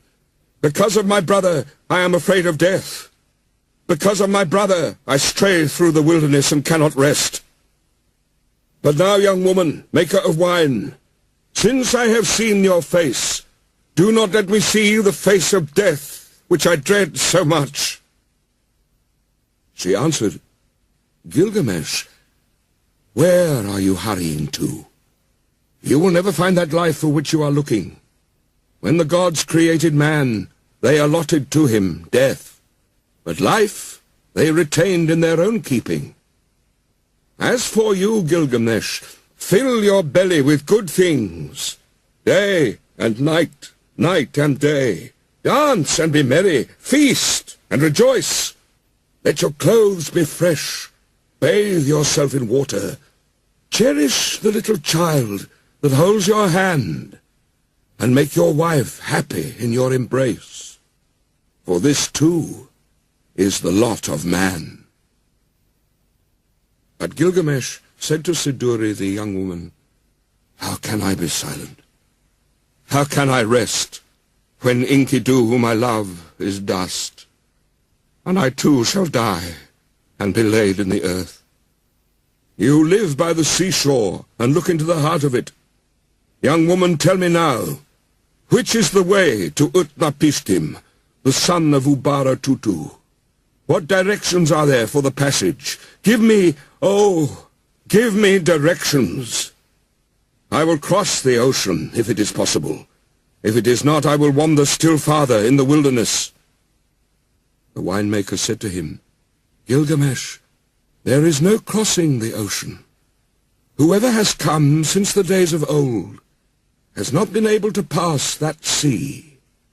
The sun in his glory crosses the ocean, but who besides Shamash has ever crossed it? The place and the passage are difficult, and the waters of death are deep, which flow between. Gilgamesh, how will you cross the ocean? When you come to the waters of death, what will you do? But Gilgamesh, down in the woods you will find Urshanabi, the ferryman of Utnapishtim. With him are the holy things, the things of stone. He is fashioning the serpent prow of the boat. Look at him well, and if it is possible, perhaps you will cross the waters with him.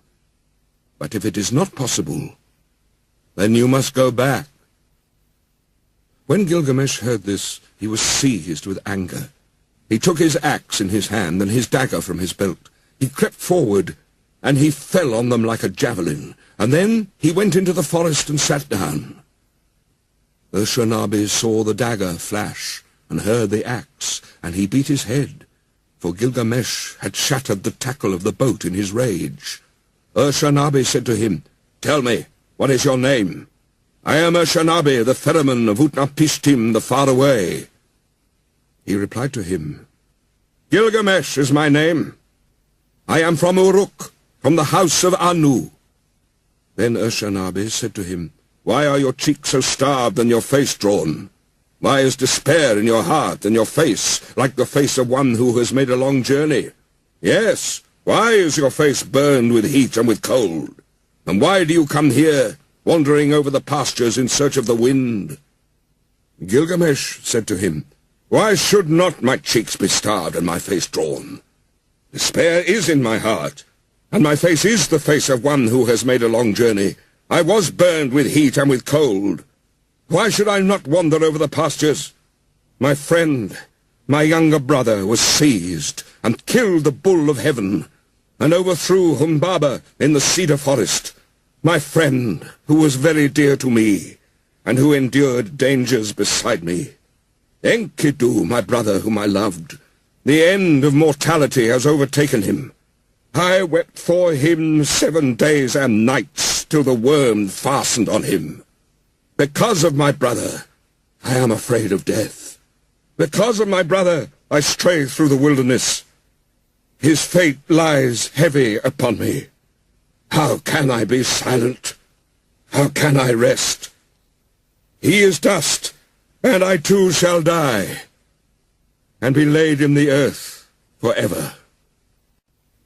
I am afraid of death. Therefore, Urshanabi, tell me, which is the road to Utnapishtim? If it is possible, I will cross the waters of death. If not, I will wander still farther through the wilderness." Urshanabi said to him, "Gilgamesh, your own hands have prevented you from crossing the ocean. When you destroyed the tackle of the boat, you destroyed its safety." Then the two of them talked it over, and Gilgamesh said, "Why are you so angry with me, Urshanabi? For you yourself cross the sea by day and night. At all seasons you cross it." "Gilgamesh, those things you destroyed, their property is to carry me over the water, to prevent the waters of death from touching me. It was for this reason that I preserved them, but you have destroyed them, and the Urnu snakes with them. But now go into the forest, Gilgamesh. With your axe, cut poles 120, cut them 60 cubits long, paint them with bitumen, set on them ferrules, and bring them back." When Gilgamesh heard this, he went into the forest. He cut poles 120. He cut them 60 cubits long. He painted them with bitumen. He set on them ferrules, and he brought them to Urshanabi. Then they boarded the boat, Gilgamesh and Urshanabi together, launching it out on the waves of ocean. For 3 days they ran on, as it were a journey of a month and 15 days. And at last Urshanabi brought the boat to the waters of death. Then Urshanabi said to Gilgamesh, "Press on, take a pole and thrust it in, but do not let your hands touch the waters. Gilgamesh, take a second pole, take a third, take a fourth pole. Now, Gilgamesh, take a fifth, take a sixth and seventh pole. Gilgamesh, take an eighth and ninth, a 10th pole. Gilgamesh, take an 11th, take a 12th pole." After 120 thrusts, Gilgamesh had used the last pole. Then he stripped himself. He held up his arms for a mast, and his covering for a sail. So Urshanabi the ferryman brought Gilgamesh to Utnapishtim, whom they call the Faraway, who lives in Dilmun, at the place of the sun's transit, eastward of the mountain.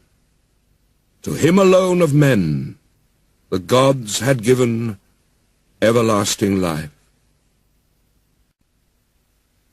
Now Utnapishtim, where he lay at ease, looked into the distance, and he said in his heart, musing to himself, Why does the boat sail here, without tackle and mast?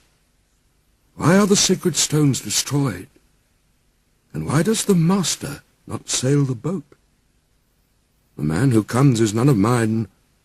Where I look I see a man whose body is covered with skins of beasts. Who is this who walks up the shore behind Ushernabi? For surely he is no man of mine. So Utnapishtim looked at him and said, What is your name, you who come here, wearing the skins of beasts, with your cheeks starved and your face drawn? Where are you hurrying to now? For what reason have you made this great journey, crossing the seas whose passage is difficult? Tell me the reason for your coming. He replied, Gilgamesh is my name. I am from Uruk, from the house of Anu. Then Utnapishtim said to him, If you are Gilgamesh, why are your cheeks so starved and your face drawn? Why is despair in your heart, and your face like the face of one who has made a long journey? Yes, why is your face burned with heat and cold? And why do you come here, wandering over the wilderness in search of the wind? Gilgamesh said to him, Why should not my cheeks be starved, and my face drawn? Despair is in my heart, and my face is the face of one who has made a long journey. It was burned with heat and with cold. Why should I not wander over the pastures? My friend, my younger brother, who seized and killed the bull of heaven, and overthrew Humbaba in the cedar forest, my friend who was very dear to me, and endured dangers beside me, Enkido, my brother, whom I loved, the end of mortality has overtaken him. I wept for him 7 days and nights, till the worm fastened on him. Because of my brother, I am afraid of death. Because of my brother, I stray through the wilderness. His fate lies heavy upon me. How can I be silent? How can I rest? He is dust, and I shall die also, and be laid in the earth forever. Again Gilgamesh said, speaking to Utnapishtim, It is to see Utnapishtim, whom we call the Far Away, that I have come this journey. For this I have wandered over the world. I have crossed many difficult ranges. I have crossed the seas. I have wearied myself with travelling. My joints are aching, and I have lost acquaintance with sleep, which is sweet. My clothes were worn out before I came to the house of Siduri.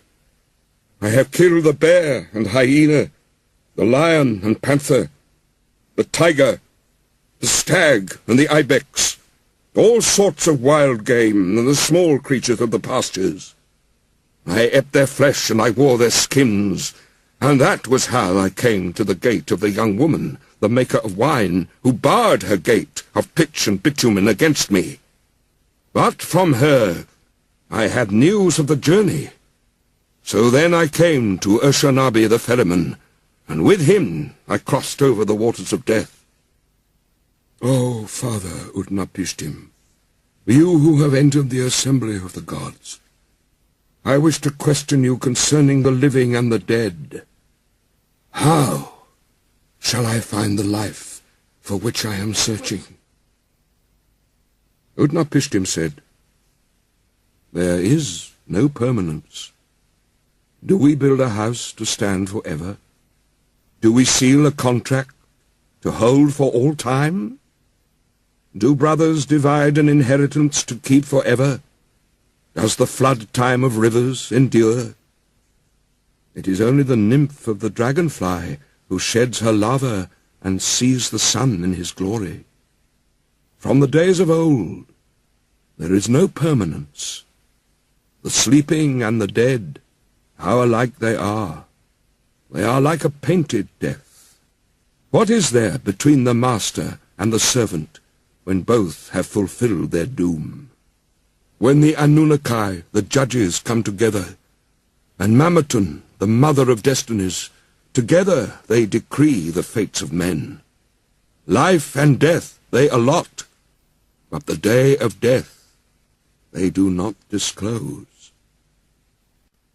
Then Gilgamesh said to Utnapishtim the faraway, "I look at you now, Utnapishtim, and your appearance is no different from mine. There is nothing strange in your features. I thought I should find you like a hero prepared for battle.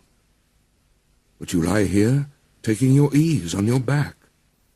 Tell me truly, how was it that you came to enter the company of the gods, and to possess everlasting life?" Utnapishtim said to Gilgamesh, "I will reveal to you a mystery. I will tell you a secret of the gods. You know the city, Sharupak. It stands on the banks of Euphrates. That city grew old, and the gods that were in it were old. There was Anu, lord of the firmament, their father, and warrior Enlil, their counselor, Ninurta, the helper, and Ennugi, watcher over canals. And with them also was Ea. In those days the world teemed, the people multiplied, the world bellowed like a wild bull, and the great god was aroused by the clamour. Enlil heard the clamour, and he said to the gods in council, "The uproar of mankind is intolerable, and sleep is no longer possible by reason of the babel." So the gods agreed to exterminate mankind. Enlil did this, but Ea, because of his oath, warned me in a dream. He whispered their words to my house of reeds, "Reed house, reed house, wall, O wall, hearken, reed house, wall, reflect. O man of Sharupak, son of Ubaratutu, tear down your house, and build a boat, abandon possessions, and look for life. Despise worldly goods, and save your soul alive. Tear down your house, I say, and build a boat. These are the measurements of the bark, as you shall build her. Let her beam equal her length. Let her deck be roofed like the vault that covers the abyss. Then take up into the boat the seed of all living creatures."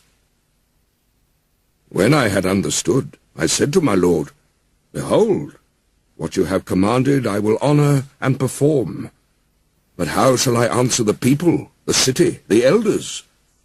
Then Ea opened his mouth and said to me, his servant, "Tell them this. I have learnt that Enlil is wrathful against me. I dare no longer walk in his land, nor live in his city. I will go down to the gulf to dwell with Ea, my lord. But on you he will rain down abundance, rare fish, and shy wild fowl, a rich harvest tide. In the evening the rider of the storm will bring you wheat in torrents." In the first light of dawn, all my household gathered round me. The children brought pitch, and the men whatever was necessary. On the 5th day I laid the keel and the ribs, then I made fast the planking. The ground space was 1 acre. Each side of the deck measured 120 cubits, making a square. I built 6 decks below, 7 in all. I divided them into 9 sections with bulkheads between. I drove in wedges where needed. I saw to the punt poles and laid in supplies. The carriers brought oil in baskets. I poured pitch into the furnace, and asphalt and oil. More oil was consumed in caulking, and more again the master of the boat took into his stores. I slaughtered bullocks for the people, and every day I killed sheep. I gave the shipwrights wine to drink, as though it were river water, raw wine and red wine and oil and white wine. There was feasting then, as there is at the time of the New Year's festival. I myself anointed my head. On the 7th day, the boat was complete. Then was the launching, full of difficulty. There was shifting of ballast above and below, till 2/3 was submerged. I loaded into her all that I had of gold and of living things, my family, my kin, the beast of the field, both wild and tame, and all the craftsmen. I sent them on board, for the time that Shamash had ordained was already fulfilled, when he said, "In the evening, when the rider of the storm sends down the destroying rain, enter the boat and batten her down." The time was fulfilled. The evening came. The rider of the storm sent down the rain. I looked out at the weather, and it was terrible. So I too boarded the boat and battened her down. All was now complete, the battening and the caulking. So I handed the tiller to Pazur Amuri, the steersman, with the navigation and the care of the whole boat. With the first light of dawn, a black cloud came from the horizon. It thundered within, where Adad, lord of the storm, was riding. In front, over hill and plain, Shulat and Hanish, heralds of the storm, led on. Then the gods of the abyss rose up. Nergal pulled out the dams of the nether waters.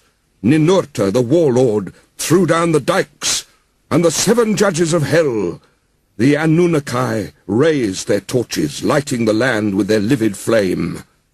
A stupor of despair went up to heaven, when the god of the storm turned daylight to darkness, when he smashed the land like a cup. 1 whole day the tempest raged, gathering fury as it went. It poured over the people like the tides of battle. A man could not see his brother, nor the people be seen from heaven. Even the gods were terrified at the flood. They fled to the highest heaven, the firmament of Anu. They crouched against the walls, cowering like curs. Then Ishtar, the sweet-voiced queen of heaven, cried out like a woman in travail, "Alas! The days of old are turned to dust, because I commanded evil. Why did I command this evil in the council of all the gods? I commanded wars to destroy the people, but are they not my people? For I brought them forth. Now, like the spawn of fish, they float in the ocean." The great gods of heaven and of hell wept. They covered their mouths. For 6 days and 6 nights the winds blew. Torrent and tempest and flood overwhelmed the world. Tempest and flood raged together like warring hosts. When the 7th day dawned, the storm from the south subsided. The sea grew calm. The flood was stilled. I looked up the face of the world, and there was silence. All mankind was turned to clay. The surface of the sea stretched as flat as a rooftop. I opened a hatch, and the light fell on my face. Then I bowed low. I sat down and I wept. The tears streamed down my face, for on every side was the waste of water. I looked for land in vain, but 14 leagues distant there appeared a mountain, and there the boat grounded. On the mountain of Nisir the boat held fast. She held fast, and did not budge. 1 day she held, and a 2nd day on the mountain of Nisir she held fast, and did not budge. A 3rd day and a 4th day she held fast on the mountain, and did not budge. A 5th day and a 6th day she held fast on the mountain. When the 7th day dawned, I loosed a dove, and let her go. She flew away, but finding no resting place, she returned. Then I loosed a swallow, and she flew away, but finding no resting place, she returned. I loosed a raven. She saw that the waters had retreated. She ate, she flew around, she cawed, and she did not come back. Then I threw everything open to the 4 winds. I made a sacrifice and poured out a libation on the mountain-top. 7 and again 7 cauldrons I set up on their stands. I heaped up wood and cane and cedar and myrtle. When the gods smelled the sweet savour, they gathered like flies over the sacrifice. Then at last Ishtar also came. She lifted her necklace with the jewels of heaven that once Anu had made to please her. "O you gods here present, by the lapis lazuli round my neck, I shall remember these days as I remember the jewels of my throat. These last days I shall not forget. Let all the gods gather round the sacrifice, except Enlil. He shall not approach this offering, for without reflection he brought the flood. He consigned my people to destruction." When Enlil had come, when he saw the boat, he was wroth and swelled with anger at the gods, the host of heaven. "Has any of these mortals escaped? Not one was to have survived the destruction." Then the god of the wells and canals, Ninurta, opened his mouth, and said to the warrior Enlil, "Who is there of the gods that can devise without Ea? It is Ea alone who knows all things." Then Ea opened his mouth and spoke to warrior Enlil, "Wisest of gods, hero Enlil, how could you so senselessly bring down the flood? Lay upon the sinner his sin. Lay upon the transgressor his transgression. Punish him a little when he breaks loose. Do not drive him too hard, or he perishes. Would that a lion had ravaged mankind rather than the flood. Would that a wolf had ravaged mankind rather than the flood. Would that famine had wasted the world rather than the flood. Would that pestilence had wasted mankind rather than the flood. It was not I that revealed the secret of the gods. The wise man learned it in a dream. Now take your counsel what shall be done with him." Then Enlil went up into the boat. He took me by the hand, and my wife, and made us enter the boat and kneel down on either side, he standing between us. He touched our foreheads to bless us, saying, "In time past, Utnapishtim was a mortal man. Henceforth, he and his wife shall live in the distance at the mouth of the rivers."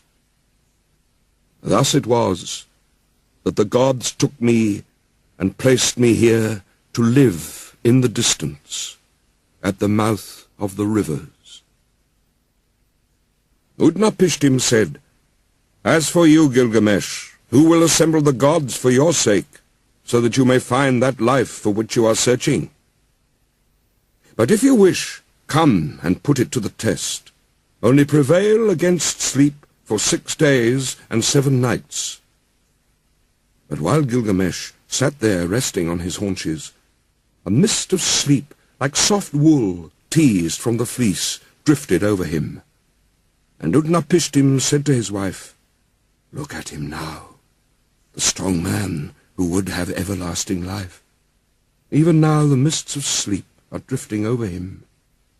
His wife replied, "Touch the man to wake him, so that he may return to his own land in peace, going back through the gate by which he came." Utnapishtim said to his wife, "All men are deceivers. Even you he will attempt to deceive. Therefore bake loaves of bread, each day 1 loaf, and put it beside his head, and make a mark on the wall to number the days he has slept." So she baked loaves of bread, each day 1 loaf, and put it beside his head, and she marked on the wall the days that he slept. And there came a day when the first loaf was hard, the second loaf was like leather, the third was soggy, the crust of the fourth had mould, the fifth was mildewed, the sixth was fresh, and the seventh was still on the embers. Then Utnapishtim touched him, and he woke. Gilgamesh said to Utnapishtim the far away, "I hardly slept when you touched and roused me." But Utnapishtim said, "Count these loaves, and learn how many days you slept. For your first is hard, your second like leather, your third is soggy, the crust of your fourth has mould, your fifth is mildewed, your sixth is fresh, and your seventh was still over the glowing embers when I touched and woke you." Gilgamesh said, "What shall I do, O Utnapishtim? Where shall I go? Already the thief in the night has hold of my limbs. Death inhabits my room. Wherever my foot rests, there I find death." Then Utnapishtim spoke to Urshanabi the ferryman.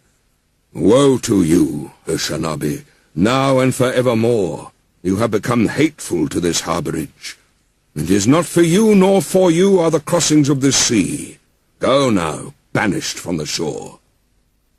But this man before whom you walked, bringing him here, whose body is covered with foulness, and the grace of whose limbs has been spoiled by wild skins, take him to the washing place. There he shall wash his long hair clean as snow in the water. He shall throw off his skins, and let the sea carry them away. And the beauty of his body shall be shown. The fillet on his forehead shall be renewed, and he shall be given clothes to cover his nakedness. Till he reaches his own city, and his journey is accomplished, these clothes will show no sign of age. They will wear like a new garment." So Urshanabi took Gilgamesh and led him to the washing place. He washed his long hair as clean as snow in the water. He threw off his skins, which the sea carried away, and showed the beauty of his body. He renewed the fillet on his forehead, and to cover his nakedness gave him clothes which would show no sign of age, but would wear like a new garment till he reached his own city, and his journey was accomplished. Then Gilgamesh and Urshanabi launched the boat onto the water and boarded it, and they made ready to sail away. But the wife of Utnapishtim the faraway said to him, "Gilgamesh came here wearied out. He is worn out. What will you give him to carry him back to his own country?" So Utnapishtim spoke, and Gilgamesh took a pole and brought the boat in to the bank. "Gilgamesh, you came here a man, wearied out. You have worn yourself out. What shall I give you to carry you back to your own country?" "Gilgamesh, I shall reveal a secret thing. It is a mystery of the gods that I am telling you. There is a plant that grows under the water. It has a prickle like a thorn, like a rose. It will wound your hands, but if you succeed in taking it, then your hands will hold that which restores his lost youth to a man." When Gilgamesh heard this, he opened the sluices so that a sweet water current might carry him out to the deepest channel. He tied heavy stones to his feet, and they dragged him down to the waterbed. There he saw the plant growing. Although it pricked him, he took it in his hands. Then he cut the heavy stones from his feet, and the sea carried him and threw him onto the shore. Gilgamesh said to Urshanabi the ferryman, "Come here and see this marvelous plant. By its virtue, a man may win back all his former strength. I will take it to Uruk of the strong walls. There I will give it to the old men to eat. Its name shall be, The Old Men Are Young Again. And at last I shall eat it myself, and have back all my lost youth." So Gilgamesh returned by the gate through which he had come. Gilgamesh and Urshanabi went together. They travelled their 20 leagues, and then they broke their fast. After 30 leagues, they stopped for the night. Gilgamesh saw a well of cool water, and he went down and bathed. But deep in the pool there was lying a serpent, and the serpent sensed the sweetness of the flower. It rose out of the water and snatched it away, and immediately it sloughed its skin and returned to the well. Then Gilgamesh sat down and wept. The tears ran down his face, and he took the hand of Urshanabi. "Oh, Urshanabi, was it for this that I toiled with my hands? Is it for this I have wrung out my heart's blood?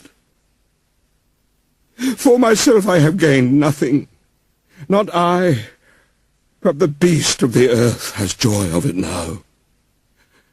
Already the stream has carried it 20 leagues back to the channels where I found it.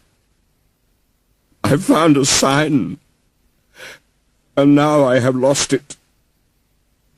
Let us leave the boat on the bank and go." After 20 leagues, they broke their fast. After 30 leagues, they stopped for the night. In 3 days they had walked as much as a journey of a month and 15 days. When the journey was accomplished, they arrived at Uruk, the strong-walled city. Gilgamesh spoke to him, to Urshanabi the ferryman. "Urshanabi, climb up onto the wall of Uruk. Inspect its foundation terrace, and examine well the brickwork. See if it is not of burnt bricks. And did not the 7 wise men lay these foundations?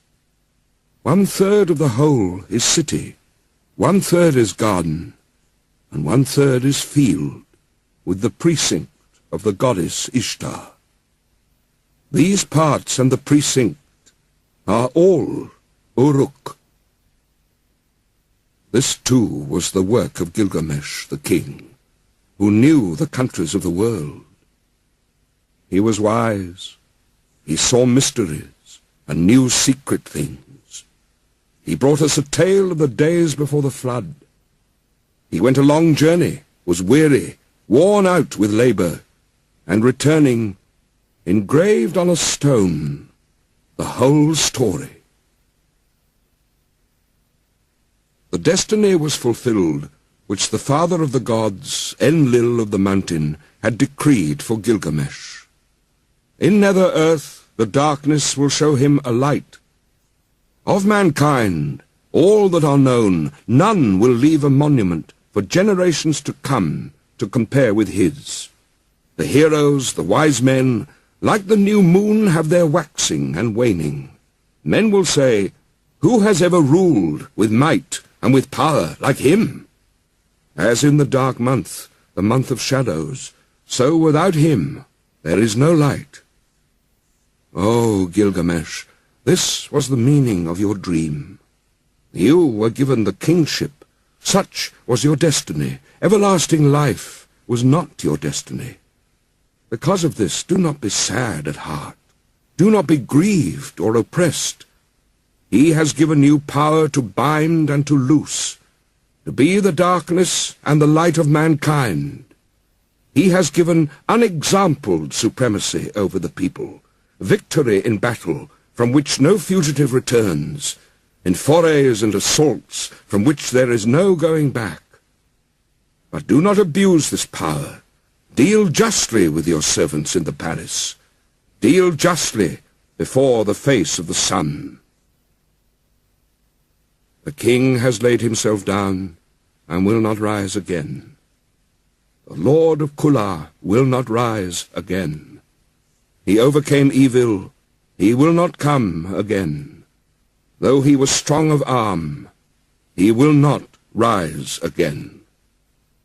He had wisdom and a comely face, he will not come again. He is gone into the mountain, he will not come again. On the bed of fate he lies, he will not rise again. From the couch of many colors, he will not come again. The people of the city, great and small, are not silent.